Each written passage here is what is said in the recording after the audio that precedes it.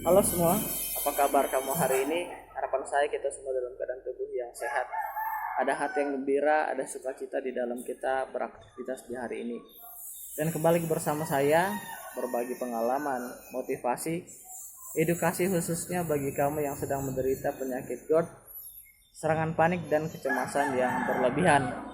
Sehingga kamu dapat mengetahui lebih awal apa sih penyakit GERD itu, apa sih hubungannya dengan kecemasan yang berlebihan dan serangan panik, sehingga kamu dapat mengatasinya dengan cara yang tepat. Dan harapan saya kamu pun segera pulih daripada apa yang kamu alami saat ini. Jadi kesempatan kali ini saya ingin membahas mengenai sensasi sesak nafas, hidung tersumbat dan batuk-batuk kering. Namun sebelum kita lanjut ke pokok pembahasan, jika kalian merasa bahwa setiap video yang saya bagikan kepada kami itu bermanfaat, kalian boleh dukung saya dengan cara klik subscribe. Kalian juga boleh beri like dan silahkan komen, kemudian share kepada orang-orang yang tentu membutuhkan motivasi, orang-orang yang kalian kasihi seperti itu.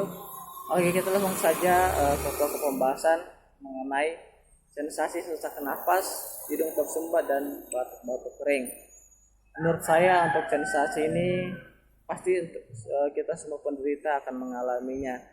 Dan sensasi ini adalah sensasi awal di mana kamu menderita penyakit ini. Saya bukan ahli di bidang penyakit dalam ataupun psikologi kejiwaan seperti itu. Namun setelah saya mendapatkan penyakit ini, saya banyak belajar ya mengenai penyakit lambung dan pola pikir seperti itu.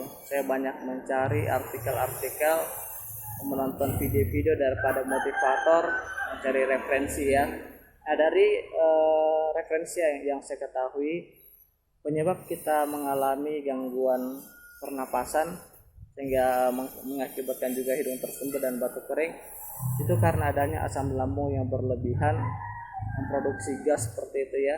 Dan pada saat itu memang katup di bagian esofagus kita sudah melemah atau tidak normal lagi ya, karena kita sudah terlanjur mendapatkan penyakit ini.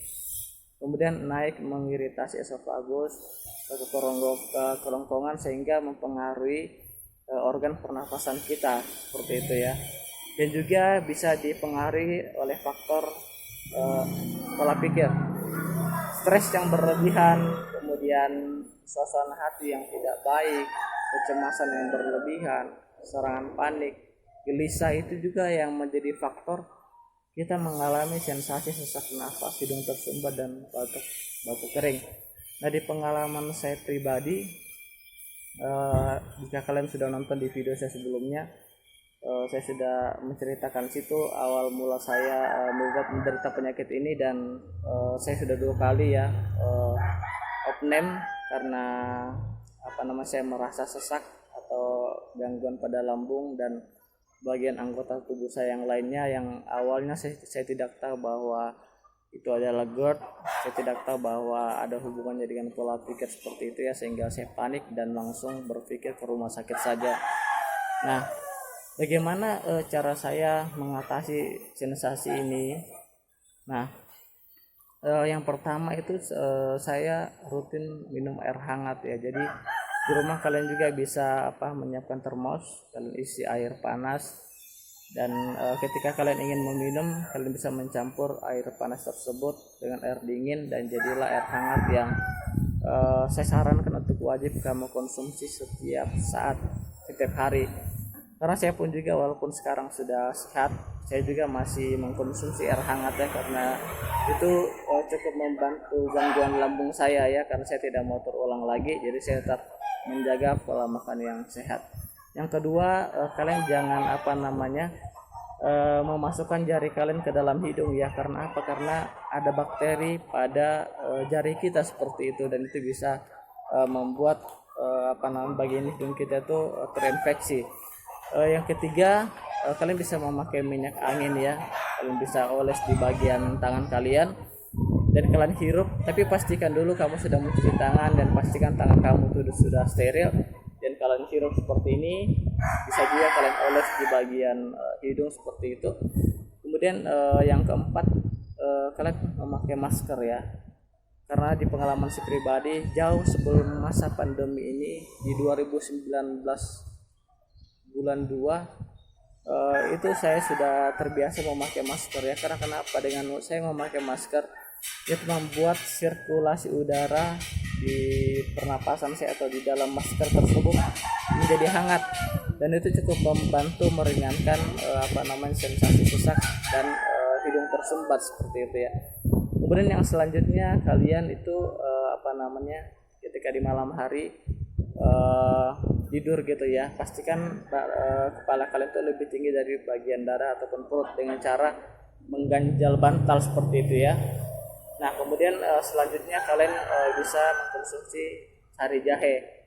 Sari jahe juga bisa membantu mengatasi perut kembungnya, asal jangan terlalu banyak juga, terlalu sering mengkonsumsi sari jahe. Bisa juga dengan jamu, karena ketika perut kita kembung ya, bukan perut, memang di penyakit ini tuh hampir setiap hari juga kita mengalami perut kembung seperti itu ya. Sepertinya itu hanya psikosomatis saja atau perasaan kita saja, sehingga membuat pernafasan kita tidak lancar seperti itu. Kemudian selanjutnya kalian bisa makan buah-buahan ya, kemudian sayur-sayuran.